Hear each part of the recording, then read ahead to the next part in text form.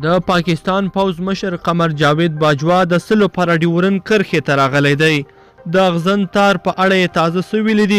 باجوا ولې د نورو تاسیساتو د جوړېدو امر کړی دی؟ دا چې څنګه ولې دلته یې له موږ سره په دغه ویډیو کې کتلی شئ. درنو لیدونکو او مینوالو السلام علیکم، مخ مو په خیر. پاکستان وایي له افغانستان سره به د ډیورن فرضي کرښې په اوږدو کې پوځي اقدامات نور هم زیات کړي. د پاکستان د پوز مشر جنرال قمر جاوید باجوا شمالي وزیرستان ته تللی او پر ډیورن فرضي کرښې د پاکستان پوز له تاسیساتو څخه لیدنه کړې. قمر جاوید باجوا ویلي پاکستان سولې ته ژمن دی او په وینا یې ځکه د ترهګرۍ د مخنیوي لپاره اقدام کوي. نوموړي په دغه لیدنه کې په ټینګار سره ویلي چې په یاده سیمه کې به پوځي او امنیتي اقدامات نور هم زیاتوي.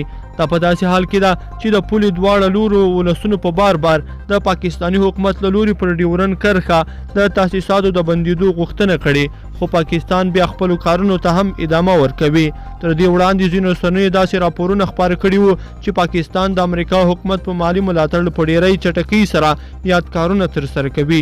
د پاکستاني پوز مشر په داسې حال کې دا څرګندونې کړي چې څو ورځې وړاندې د افغانستان د حکومت د ډیورن فرضي کرښې تصویر ما له پاکستان سره په څو سرحدي ولایتونو کې پوځي تمرینات هم ترسره کړل.